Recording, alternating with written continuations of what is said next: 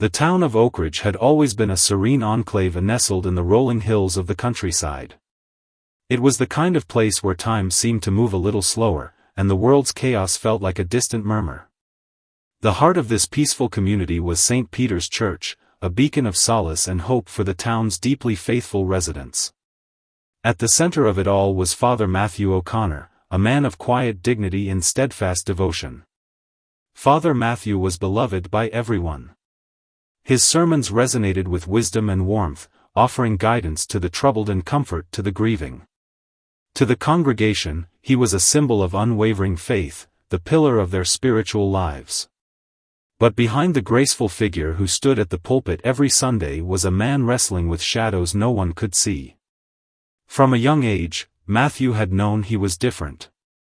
Growing up in a strict Catholic household, he found refuge in the rituals of the church, believing it was the one place where he could be truly understood. But as he grew older, a forbidden part of himself began to emerge, a part that filled him with shame and guilt. It was not a choice, he told himself, it was a trial. If he could bury these feelings deep enough, if he prayed hard enough, perhaps God would forgive him. Perhaps the desires that gnawed at the edges of his soul would disappear. When Matthew entered the seminary, it felt like a chance to start over.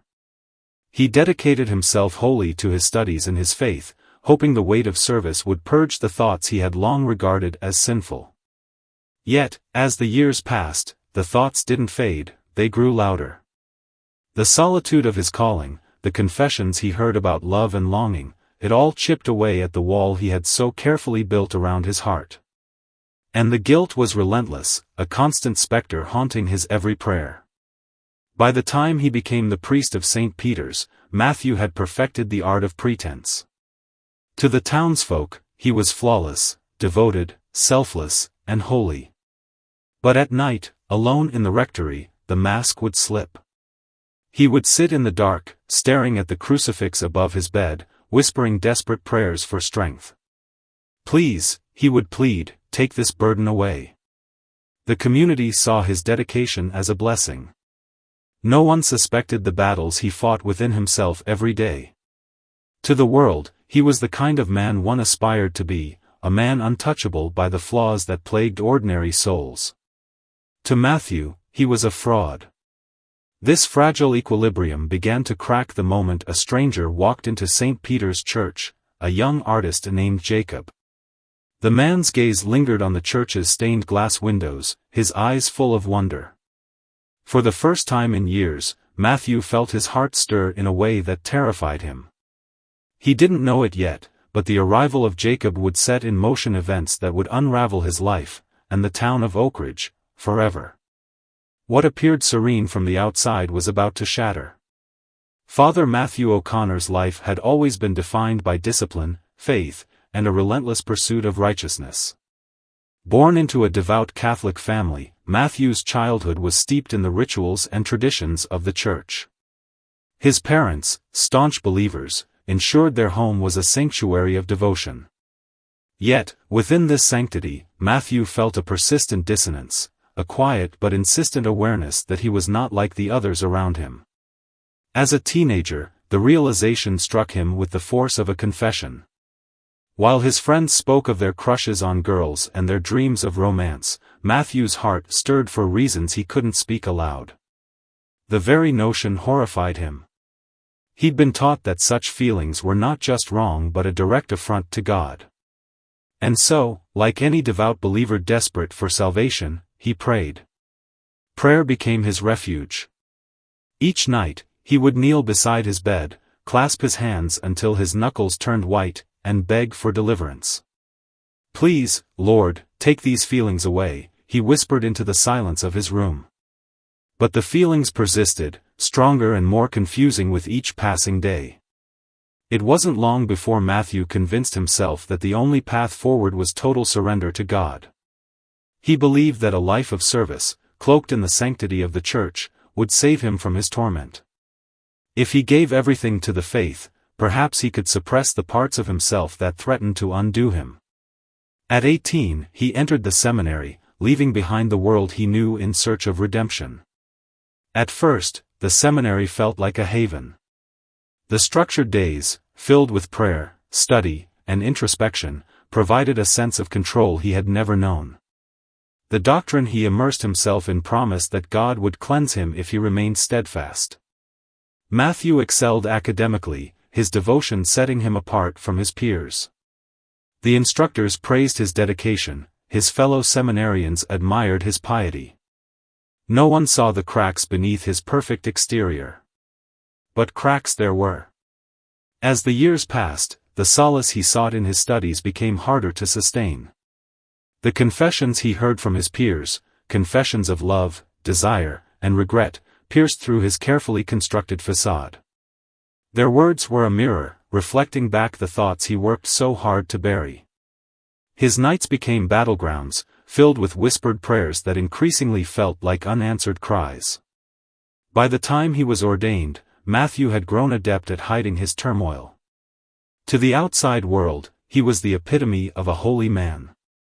His parishioners in Oak Ridge admired his eloquence, his tireless work, and the unshakable faith he seemed to embody.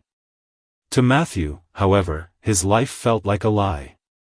Each day was a performance. He stood at the pulpit, delivering sermons about purity, devotion, and resisting temptation, all while feeling like a fraud. Every time a parishioner confessed a struggle with sin, Matthew felt the weight of his hypocrisy pressing down on him. How could he guide others when he couldn't even save himself? The rectory, his home for over a decade, became both a sanctuary and a prison. At night, he sat in the dim light of his study, staring at the crucifix on the wall. "Forgive me," he would whisper, not even sure what he was asking forgiveness for anymore. His faith had always been his anchor, but now it felt like a chain, binding him to a life he could no longer control. The loneliness was unbearable. Matthew had long accepted that his position as a priest meant sacrificing certain comforts, but the depth of his isolation was something he had not anticipated. He yearned for connection, for understanding, but the cost of reaching out felt too high. And so he withdrew further into himself, burying his desires beneath layers of ritual and duty.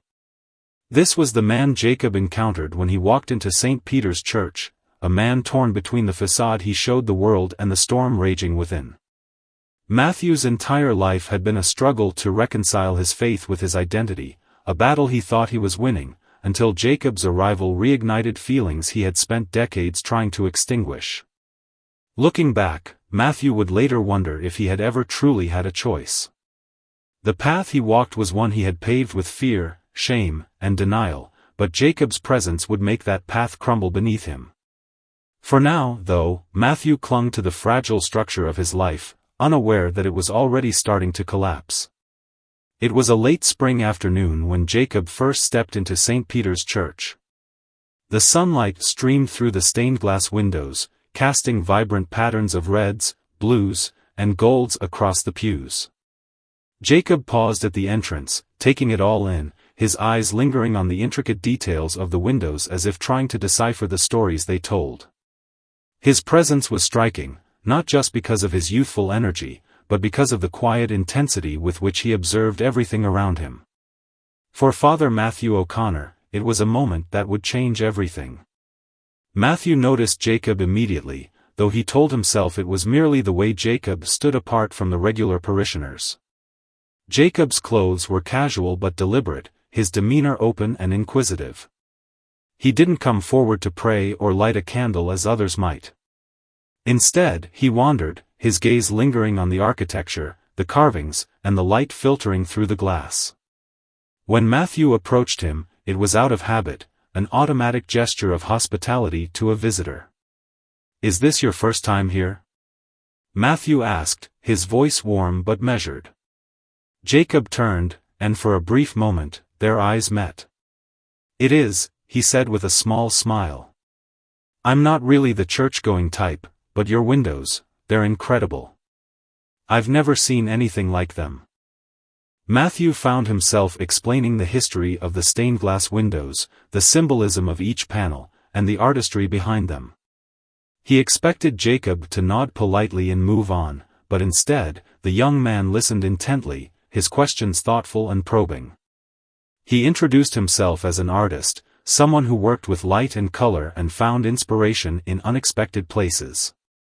Before Matthew realized it, the conversation had drifted from windows to art, then to philosophy, and finally to the nature of faith itself. Jacob had a way of speaking that was both disarming and challenging. He questioned everything, not out of cynicism, but from genuine curiosity. "How do you reconcile faith with doubt?" he asked at one point, his eyes fixed on Matthew's face. "Can you truly believe without questioning?" The question struck a chord Matthew hadn't expected. His responses were careful, measured, drawn from years of theological training. But as they spoke, he felt a pull he couldn't quite name, a sense of ease and connection that he hadn't experienced in years.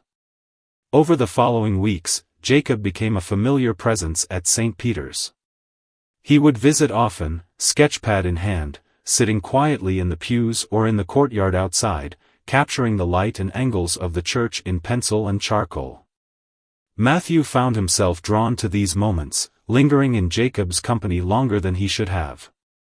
Their conversations deepened, moving beyond surface topics to explore life, love, and the human condition. For the first time in decades, Matthew felt truly seen, not as a priest, but as a person. He began to look forward to Jacob's visits in a way that unsettled him. He told himself it was harmless, that their connection was simply a shared appreciation for beauty and thought. But deep down, he knew better. There was something about Jacob's presence that awakened feelings he had spent his entire life suppressing. It wasn't just admiration or friendship, it was something far more dangerous. The turning point came one evening as the sun set, casting long shadows across the stone floor of the church. Jacob had brought one of his sketches to show Matthew, a depiction of St. Peter in vibrant detail. As they stood side by side, their shoulders nearly touching, Matthew felt the warmth of Jacob's presence in a way that made his breath catch. When their hands brushed accidentally, the contact sent a jolt through Matthew's entire body. He pulled back instinctively, but Jacob didn't move away. Instead, he looked at Matthew, his expression soft but steady. In that moment, years of repression and loneliness crumbled. Before Matthew could stop himself, he leaned in, his lips meeting Jacob's in a kiss that was equal parts desperate and tender. It was over in seconds, but the impact reverberated through Matthew like a bell tolling the end of his carefully constructed facade. From that moment, their relationship shifted. What had been innocent conversations and fleeting moments of connection became something far more intimate, and far more dangerous. They met in secret, stealing time in the quiet corners of the church and its grounds. The forbidden nature of their bond only intensified the passion between them, turning every encounter into a blend of exhilaration and dread. Matthew knew the risks. He knew what would happen if anyone discovered the truth. But as much as he tried to convince himself to end it, he couldn't. Jacob had become the one thing that made the silence bearable, the one light in the darkness of his existence. Yet, with every stolen glance, every whispered word, and every touch, Matthew felt the weight of his guilt grow heavier. The love that filled him with such joy was also a source of profound fear, fear of being discovered, fear of losing Jacob, and most of all, fear of the wrath of the God he had dedicated his life to serving. Deep down, he knew their love was a flame that could only burn for so long before it consumed them both. For a time, Father Matthew O'Connor and Jacob believed their secret was safe. They moved carefully, meeting only in the quietest moments, speaking in whispers, stealing fleeting touches in the hidden corners of St. Peter's Church. To them, their love felt as sacred as any prayer. But secrets have a way of surfacing, especially in a place like Oak Ridge, where even the smallest shift in routine could stir whispers among the devout. Sister Abigail, the eldest and most devout of the nuns at St. Peter's, was the first to notice the subtle changes in Matthew. For decades, Abigail had served the church with unwavering loyalty, her sharp eyes missing nothing. She had always admired Matthew's dedication, but recently, something about him seemed off. His once commanding presence at the pulpit now carried an edge of unease. His sermons, once fiery and eloquent, felt distracted, as though his mind were elsewhere. And then there were his absences, short, seemingly unimportant moments when he could not be found, yet left an air of mystery in his wake. At first, Abigail dismissed her concerns as overthinking. But the unease persisted, and so she began to watch him more closely. What she discovered left her deeply unsettled. She noticed how Matthew's eyes lingered a second too long on Jacob when the young man was in the church. She saw the way they spoke in hushed tones, their bodies angled toward each other as if the world around them ceased to exist. And then, one evening, she saw something she could not ignore. Abigail had stayed late to prepare for the morning's mass, walking quietly through the church's shadowed halls when she heard voices in the rectory. The familiarity in the tone of their conversation gave her pause. She crept closer, her breath caught as she peered through a small gap in the door. What she saw froze her in place. Matthew and Jacob locked in an embrace, their faces inches apart, the air between them heavy with intimacy. She backed away, her heart pounding. Disbelief gave way to anger, then sorrow. This was not just a violation of Matthew's sacred vows, it was a threat to the church itself. Abigail felt a profound sense of betrayal. The man she had revered as a pillar of faith had fallen into sin, and his actions could destroy the very community they were meant to shepherd. The next morning, Abigail confronted Matthew. She waited until the church was empty, then cornered him in the sacristy. Her voice was calm but laced with tension. "Father Matthew, I know," she said, her piercing gaze locking onto his. "I've seen you with him." Matthew's face drained of color, but he quickly tried to regain his composure. "Sister Abigail," he began, his voice steady despite the rising panic in his chest, "you must be mistaken." "Do not insult me with lies," Abigail snapped, her tone sharp enough to cut through the air. "I saw you. I saw you with that boy. Do you have any idea what you've done? What you've risked?" Matthew's defenses crumbled under her relentless stare. He sank into a nearby chair, burying his face in his hands. "It's not what you think," he muttered, though he knew the words were hollow. "Not what I think?" Abigail's voice rose, incredulous. "You've broken your vows, tarnished the sanctity of this church, and jeopardized everything we stand for. How could you?" Tears welled in Matthew's eyes as he looked up at her. "I didn't mean for this to happen," he said, his voice cracking. "I tried to stop it, I swear. But I couldn't." Abigail's expression softened momentarily, but her resolve quickly returned. "You have to end this, Father," she said firmly. "Confess your sins, beg for God's forgiveness, and put an end to this madness before it destroys you." Matthew hesitated, his mind racing. He couldn't imagine a life without Jacob, but he also couldn't bear the thought of losing the church, the one anchor that had steadied him for so long. "I just need time," he pleaded. "Please, Abigail, give me time to make things right." Abigail's lips tightened into a thin line. "Time?" she repeated, her voice cold. "You think time will erase what you've done? You are playing with fire, Father Matthew, and if you don't act, I will. The church cannot afford your sins." With that, she turned and walked away, leaving Matthew alone in the quiet sacristy. The walls seemed to close in around him as the weight of her words settled on his shoulders. He knew she was right. He had crossed a line he could never uncross. But how could he choose between the man he loved and the life he had built? The air in St. Peter's felt heavier that day, as if the church itself was mourning. Abigail had set an ultimatum, and Matthew knew time was running out. He was trapped in an impossible dilemma, and no matter which path he chose, destruction seemed inevitable. The ultimatum Sister Abigail delivered to Father Matthew O'Connor hung in the air like a storm cloud. Each passing day brought more pressure, tightening its grip on Matthew's already fragile state of mind. He prayed incessantly, pacing the rectory late into the night, hoping for guidance, for clarity, but none came. Instead, his fear deepened, and the walls around him seemed to close in. Jacob noticed the change almost immediately. The gentle warmth that had once defined Matthew's demeanor had given way to a simmering tension. Their secret moments together became overshadowed by Matthew's growing paranoia. "She knows, Jacob," Matthew confessed one evening, his voice barely above a whisper. "Sister Abigail knows everything. And if she speaks, it'll be the end. For both of us."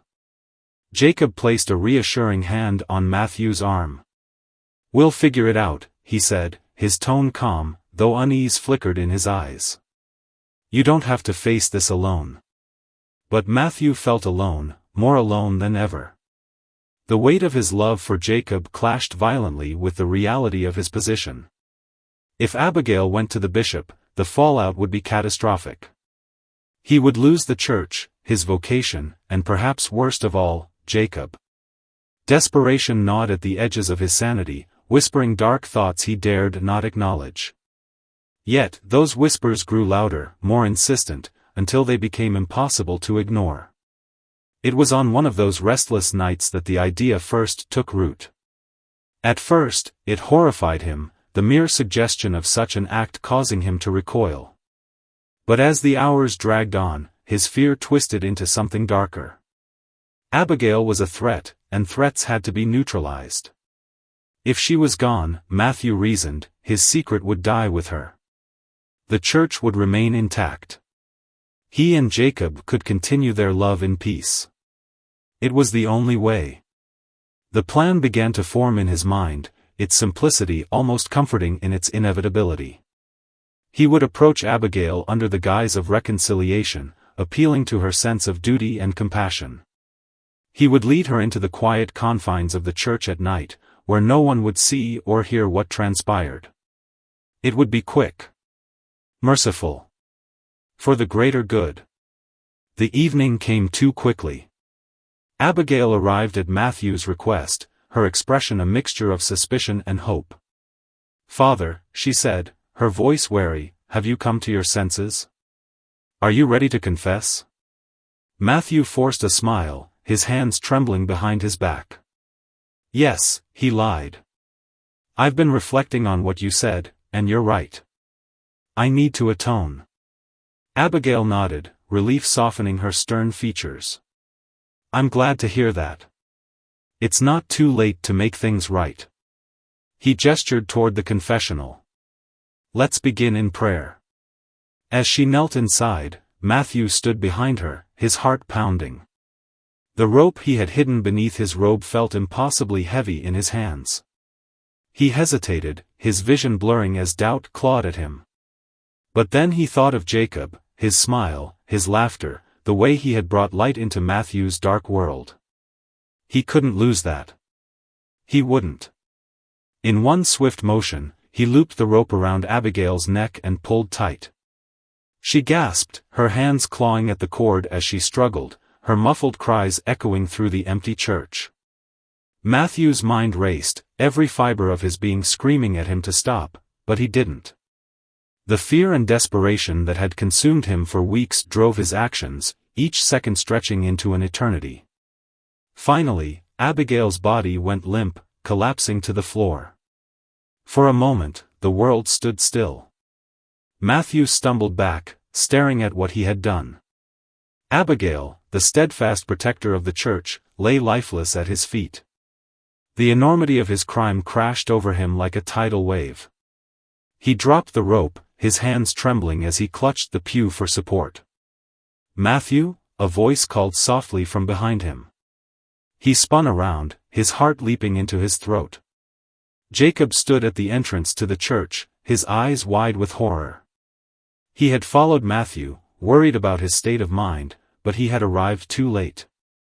"Jacob," Matthew choked out, his voice breaking. I had no choice."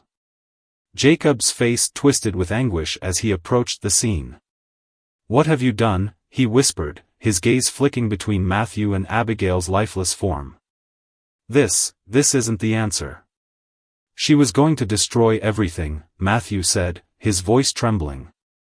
Us, the church, my entire life. I had to.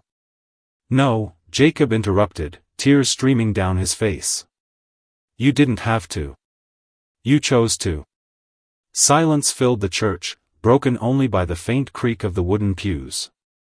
Jacob knelt beside Abigail's body, his hands hovering above her as though afraid to touch her. We have to do something, he said finally, his voice hollow. We can't leave her here. Matthew nodded numbly, his mind a chaotic blur. Together, they carried Abigail's body into the church's basement, burying her beneath the cold, unforgiving stone. Each shovelful of dirt felt like another nail in the coffin of Matthew's soul. When it was over, the two men stood in the dim light of the basement, their faces pale and drawn. The weight of their actions hung heavy in the air, an unspoken bond of guilt and despair tethering them together. For Matthew, the act was meant to be the end of his problems. But deep down, he knew it was only the beginning of his undoing. The morning after Sister Abigail's disappearance, the air around St. Peter's Church felt heavy, as though the walls themselves mourned her absence. For the nuns and parishioners, her failure to appear for morning prayers was unthinkable. Abigail had been a constant presence, steadfast and unshakable. Whispers spread quickly through the congregation, filling the space with an undercurrent of fear. Father Matthew O'Connor struggled to maintain his composure as the questions began. Perhaps she went to visit her family, he suggested weakly to the others, his voice betraying none of the chaos inside his mind. But his deflection only stoked their concern. By midday, word had reached the local authorities, and the investigation into Abigail's disappearance began. Leading the inquiry was Detective Preston, a sharp, methodical man with years of experience unraveling the secrets of small-town life. Preston's reputation for persistence was well known, and from the moment he arrived at St. Peter's, his piercing gaze seemed to peel back layers of pretense. He questioned the nuns, the parishioners, and finally, Father Matthew himself. Matthew sat stiffly in the rectory as Preston leaned forward, his notepad resting casually on his knee. Tell me, Father, Preston began, his voice calm but probing, when was the last time you saw Sister Abigail? Matthew's palms were damp, but he kept his voice steady. It was the evening before last, he replied. We spoke briefly about preparations for Sunday's Massachusetts. She seemed her usual self. Preston nodded thoughtfully, his pen scratching across the page. And nothing seemed out of the ordinary? No disagreements, no signs she was upset? No, Matthew said quickly, perhaps too quickly. She was her usual, devout self. But Preston's sharp eyes lingered on Matthew for a beat too long, as though sensing the fissures beneath his carefully composed exterior. Thank you, Father, Preston said at last, rising to leave. If you think of anything else, anything at all, don't hesitate to reach out. As the days passed, the search for Sister Abigail intensified. The police combed through the church grounds, questioned townsfolk, and examined every corner of Abigail's life. Yet, no evidence emerged. Matthew kept a facade of calm, going through the motions of his duties, but inside, his mind was unraveling. Every knock at the rectory door, every glance from a parishioner felt like an accusation. Jacob was faring no better. The weight of what they had done pressed heavily on him, sapping the vibrant energy that had once defined him. His sketches became dark and chaotic, the strokes erratic and tortured. He avoided Matthew whenever he could, and when they did speak, their conversations were fraught with tension. We should have told the truth, Jacob said one evening, his voice hoarse with frustration. We should have gone to the police. And what? Matthew snapped, his tone sharp and defensive. Throw ourselves at their mercy? Destroy everything? It's already destroyed, Jacob shot back, his eyes glistening with unshed tears. We've buried more than her body, Matthew. We've buried ourselves. Their arguments grew more frequent, each one cutting deeper than the last. The bond that had once brought them solace was now a source of anguish, a constant reminder of their shared guilt. Jacob began to retreat further into himself, spending hours alone in his small apartment, surrounded by unfinished sketches and empty bottles of whiskey. Meanwhile, Detective Preston continued to circle closer. Though he had no concrete evidence, his instincts told him that something was off about Father Matthew. The priest's responses during questioning were too rehearsed, too polished. And then there was the matter of the young artist who seemed to linger around the church, a connection that Preston couldn't ignore. One afternoon, Preston returned to the church unannounced. He found Matthew in the middle of preparing for Mass, his hands trembling slightly as he arranged the chalice and cloth. "Forgive the intrusion, Father," Preston said, his tone polite but firm. "I have just a few more questions." Matthew's stomach clenched, but he forced a smile. "Of course, Detective. Anything to help." Preston took a slow step forward, his gaze unwavering. "Do you believe in the power of confession, Father?" The question struck Matthew like a physical blow. For a moment, he was certain Preston knew everything, that the detective had found Abigail's body, had spoken to Jacob, had pieced together the terrible truth. His throat tightened as he struggled to respond. "Yes," he said finally, his voice barely audible. "Confession is vital for the soul." Preston tilted his head slightly, as though considering the weight of Matthew's words. "Good to know," he said, his tone laced with something Matthew couldn't quite place. "Because the truth always has a way of coming out, one way or another." As Preston left, Matthew collapsed into the nearest pew, his head in his hands. He had always believed that his faith would guide him through any trial, but now, his prayers felt like empty words. The truth that Abigail had died by his hands, and that Jacob had helped him bury her, was a weight he could no longer carry. And yet, he had no choice. The walls were closing in, and with every passing moment, Matthew felt himself slipping further into despair. The cracks in his soul, once hidden behind a mask of piety, were beginning to show. And with Preston closing in and Jacob growing distant, it was only a matter of time before everything shattered.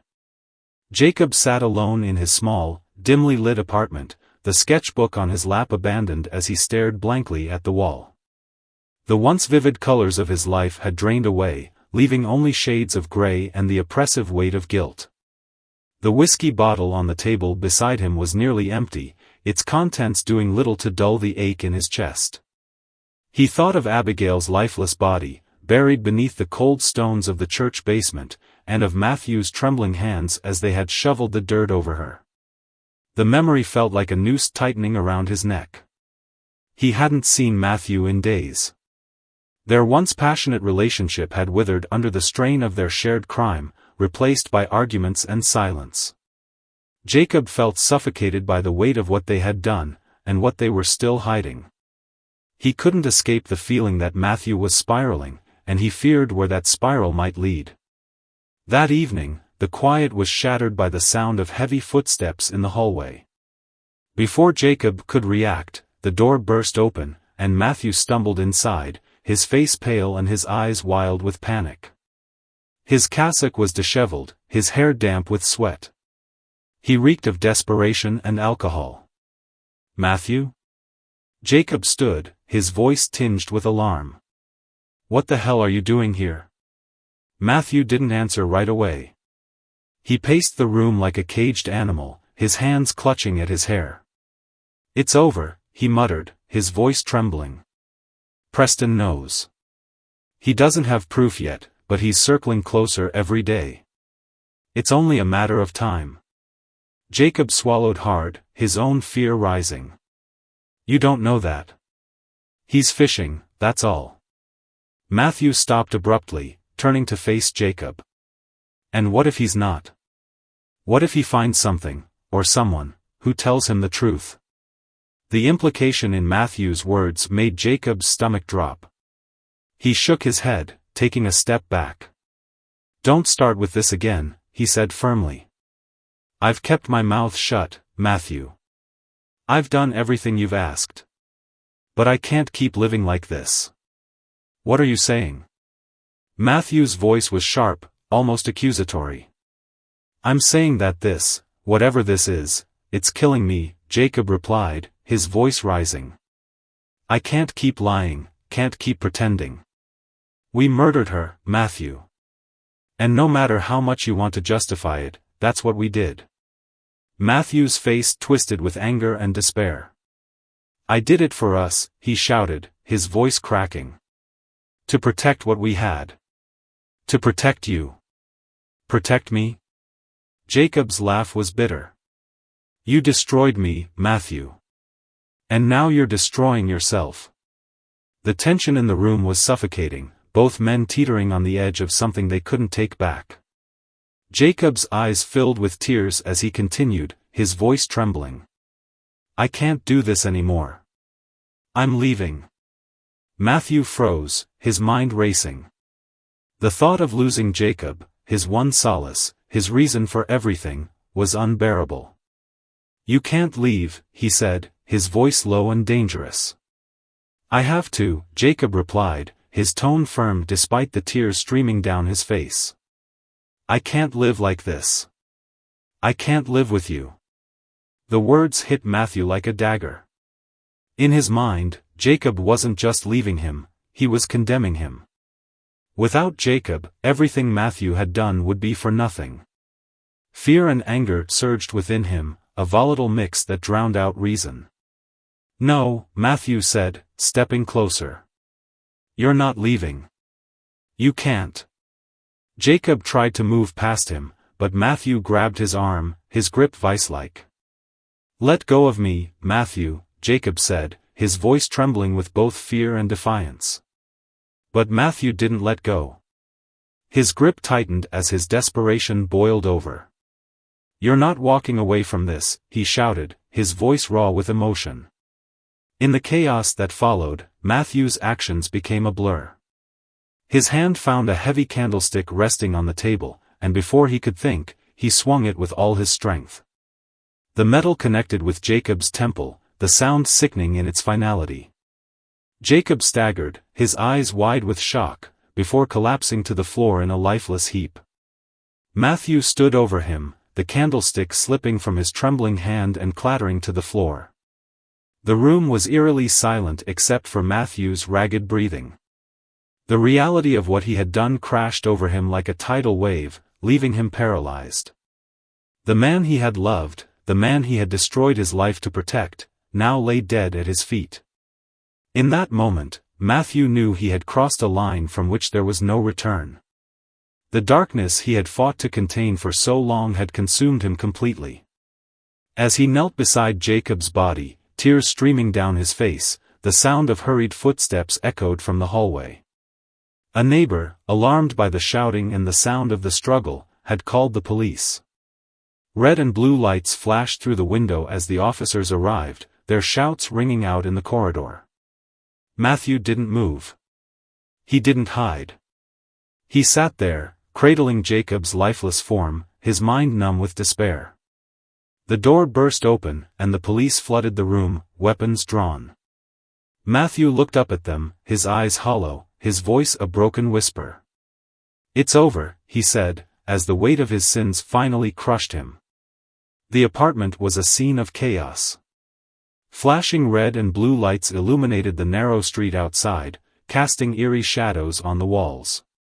Neighbors had gathered, whispering in hushed tones, their faces etched with worry and curiosity. Inside, Father Matthew O'Connor sat motionless on the floor, Jacob's lifeless body crumpled beside him. The once quiet sanctity of his world had dissolved into madness, the weight of his actions dragging him into a pit of despair. Father Matthew O'Connor, a booming voice echoed through the apartment, carried by a megaphone. This is Detective Preston of the Oak Ridge Police Department. We know you're in there. Open the door and surrender peacefully. Matthew didn't respond. His eyes were fixed on Jacob's body, his hands trembling as they clutched the edge of the blood-stained table. His mind raced with fragments of prayer, pleas for forgiveness, and the cold realization that no absolution would come. The man he had once been, the faithful priest, the moral guide, was gone, buried beneath the weight of his sins. Outside, the police surrounded the building, their weapons drawn. Detective Preston, standing near the front entrance, assessed the situation with grim determination. The details of the scene were still unfolding, but it was clear that Matthew had crossed a line that couldn't be undone. Preston had seen desperation before, but this was different.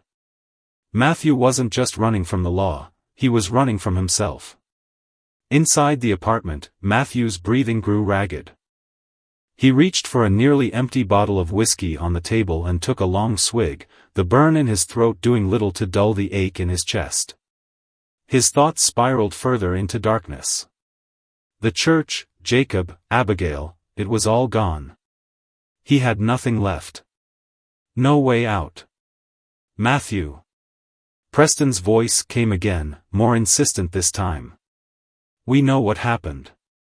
Don't make this any worse. Put down any weapons and come out with your hands up. But Matthew wasn't listening. His gaze drifted to the small drawer near the table. Slowly, he reached over and pulled it open, revealing a loaded revolver he'd kept for years but had never touched. His hand hovered over it, shaking. He didn't know whether he intended to use it against the police, or against himself. Lord, he muttered under his breath, tears streaming down his face, if you're still there, if you can still hear me, forgive me. Forgive me for everything. The police's patience was running thin.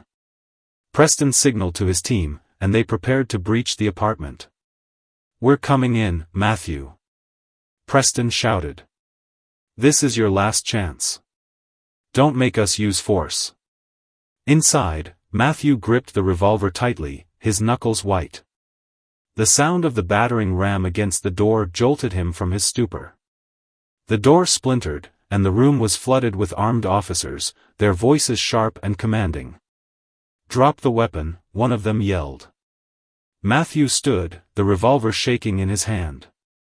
His eyes darted wildly between the officers, the shattered remains of the door, and Jacob's lifeless form on the floor. It's over, he muttered, his voice barely audible. It's all over. Drop the gun, Matthew. Preston stepped forward, his voice steady but firm. You don't have to do this. But Matthew's despair had consumed him. He raised the gun, pointing it not at the officers, but at his own temple. The room erupted in a flurry of shouts as the officers scrambled to stop him. Don't. Preston bellowed, his hand outstretched. You can still make this right. Time seemed to freeze. Matthew's finger hovered over the trigger, his mind filled with the faces of Abigail, Jacob, and the congregation he had betrayed. He took a deep, shuddering breath, his tears falling freely. Then, a shot rang out. It wasn't his. The force of the bullet struck Matthew in the shoulder, sending him sprawling to the ground. The gun flew from his hand, skidding across the floor as officers rushed to subdue him. Pain seared through his body, but it was nothing compared to the hollow agony in his chest. As the officers cuffed him, Preston knelt beside him, his voice low but resolute. It didn't have to end this way, he said. But it's not too late to face what you've done. Matthew didn't reply. His gaze remained fixed on the ceiling, his mind a whirl of regret and resignation. The sound of the officers calling for medics faded into the background as he was hauled to his feet, his body heavy with the weight of his sins. Outside, the crowd parted as Matthew was led to the waiting patrol car. The murmurs of the townsfolk were drowned out by the flashing lights and the low hum of the sirens. Matthew didn't look up. His world had collapsed, and all that remained was the grim reality of what awaited him, a lifetime to grapple with the lives he had destroyed, including his own. As the car pulled away, Detective Preston stood in the fading light, watching the broken man disappear into the night. The town of Oak Ridge, once so peaceful, would never be the same. And neither would Father Matthew O'Connor. The news of Father Matthew O'Connor's arrest spread through Oak Ridge like wildfire. It was the kind of revelation that left a community shattered, its faith in its institutions and leaders irreparably shaken. Matthew, the once revered priest who had stood as a beacon of moral authority, was now a criminal facing the full weight of his actions. The town, small and tightly knit, found itself caught in a storm of disbelief, anger, and grief. At St. Peter's Church, the silence was deafening. The pews that had once been filled with worshippers now stood empty, the echoes of hymns and prayers replaced by a haunting stillness. Parishioners who had looked to Matthew for guidance struggled to reconcile the man they knew with the monster he had become. Whispers of betrayal rippled through the congregation, each murmur laced with sorrow and outrage. The trial was swift but excruciatingly public. Matthew's crimes were laid bare for the world to see: the murder of Sister Abigail, the death of Jacob, and the attempted standoff with the police. The prosecution painted a harrowing picture of a man consumed by his own sins, whose desperation had led him down a path of destruction. The defense, while acknowledging his guilt, attempted to humanize him, framing his actions as the result of a tortured soul trapped between his faith and his forbidden desires. In the courtroom, Detective Preston's testimony carried the most weight. He recounted the chilling moment when Matthew had raised the gun to his own head, describing a man broken beyond repair. "I've seen desperation before," Preston said, his voice steady, "but this was different. Matthew wasn't running from us. He was running from himself." The verdict was inevitable. Matthew was found guilty on all counts: murder, manslaughter, and resisting arrest. The sentence: life in prison without the possibility of parole. As the judge delivered the ruling, Matthew sat silently, his head bowed, his expression vacant. The weight of the sentence seemed to pale in comparison to the weight of his guilt. In the months that followed, Oakridge struggled to heal. St. Peter's Church was temporarily closed, its doors locked and its windows dark. For many, the church had been a sanctuary, a place of solace and community. Now, it was a grim reminder of the horrors that had unfolded within its walls. When the church finally reopened under the leadership of a new priest, the scars remained. Attendance dwindled, and the trust that had once bound the congregation together was slow to return. For Matthew, prison became a place of reflection and torment. Stripped of his clerical robes, he was no longer Father O'Connor, the revered priest of St. Peter's. He was simply Matthew, a broken man consumed by regret. The small cell he inhabited felt like a fitting punishment, a physical manifestation of the spiritual prison he had lived in for years. Matthew spent his days in silence, avoiding the other inmates and retreating into his thoughts. He no longer prayed. The words felt hollow, meaningless. The God he had once served with unwavering devotion now felt distant, unreachable. At night, his dreams were plagued by the faces of those he had hurt: Sister Abigail, whose unwavering faith had been met with betrayal; Jacob, whose love had turned into tragedy; and the parishioners who had trusted him, only to be let down in the most devastating way. One day, Matthew attempted to write a letter to the congregation of St. Peter's. He wanted to apologize, to explain, to seek some semblance of forgiveness. But as he stared at the blank page, the words refused to come. What could he possibly say to justify the unjustifiable? In the end, he tore the paper to shreds and let the pieces fall to the floor. Meanwhile, the town of Oakridge began to move on, though the scars of Matthew's actions remained. The congregation found solace in each other, leaning on their shared grief to rebuild what had been lost. The new priest worked tirelessly to restore faith in the church, but the shadow of Matthew's sins lingered. In his final years, Matthew became a ghost of himself. He rarely spoke, his once vibrant presence reduced to a silent figure shuffling through the prison corridors.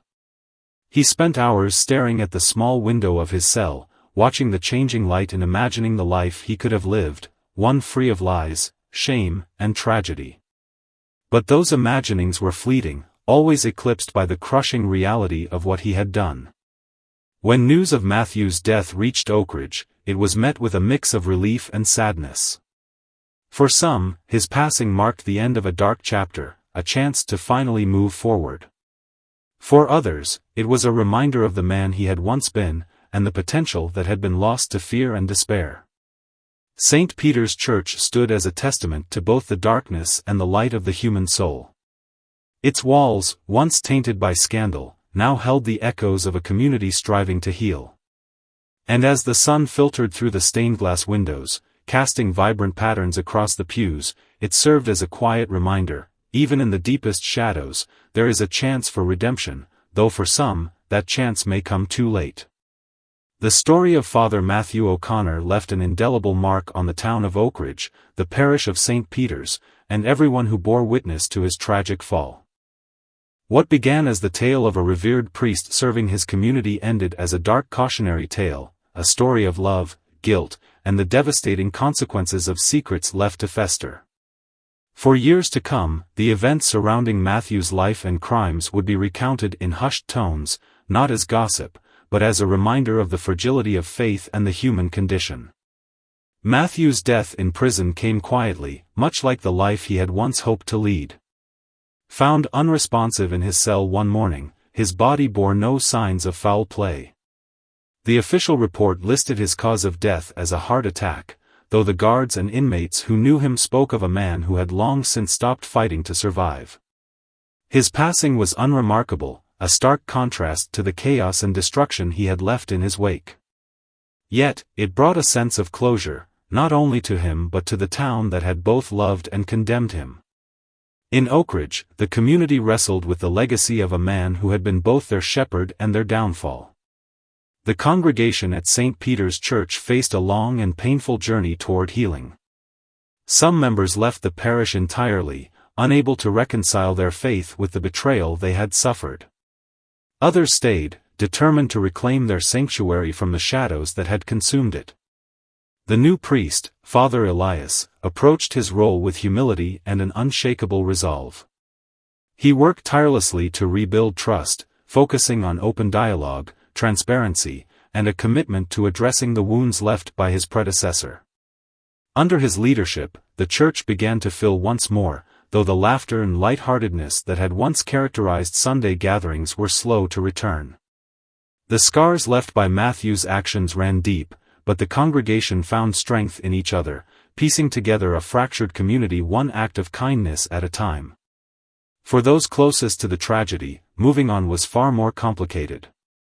Detective Preston, who had witnessed the unraveling of Matthew's life firsthand, found himself haunted by the case. Despite his years of experience, there was something about Matthew's story that lingered. Perhaps it was the raw humanity of it, the idea that even the most devout and seemingly righteous among us could be consumed by darkness. Preston continued his work with renewed vigor, but he often thought of Matthew, wondering if there had been a way to save him before the spiral began. The stained-glass windows of St. Peter's Church, once admired by visitors and locals alike, took on a new significance. For many, they became a symbol of resilience, their vivid colors refracting light in a way that seemed to whisper of hope. Each Sunday, as sunlight filtered through the panels and painted the pews with vibrant hues, the congregation was reminded that even in the aftermath of tragedy, beauty could still exist. For the parishioners, Matthew's story was not merely one of sin and punishment. It was a cautionary tale about the dangers of repression, the weight of secrecy, and the devastating power of fear.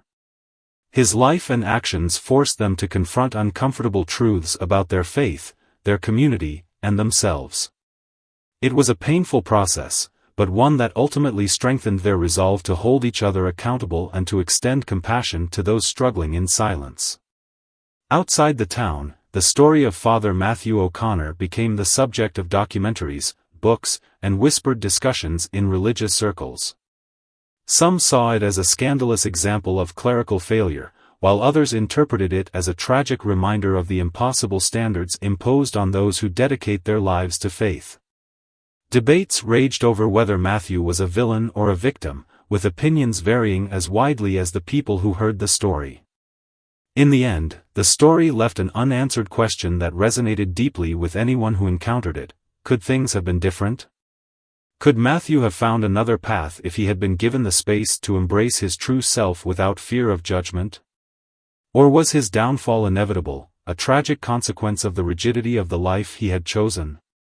For the people of Oakridge, these questions lingered in the air long after Matthew's death. They were questions without easy answers, but they sparked conversations that had once been taboo, about the importance of acceptance, the dangers of isolation, and the need for grace in a world often too quick to condemn. Years later, the town moved on, though it never forgot. St. Peter's remained a pillar of the community, its congregation smaller but more resolute. The windows that had once captivated Jacob, the artist who saw beauty in their light, continued to cast their colors across the pews, a quiet tribute to those who had been lost in the tragedy. As for Matthew, his name faded from daily conversations, but his story endured. It became a quiet reminder that even the brightest lights can be extinguished by shadows if they are not given the chance to shine freely. And so, in the end, his life stood as both a warning and a plea, to see the humanity in others, to reach out to those who struggle, and to remember that even in darkness, there is always the possibility of redemption.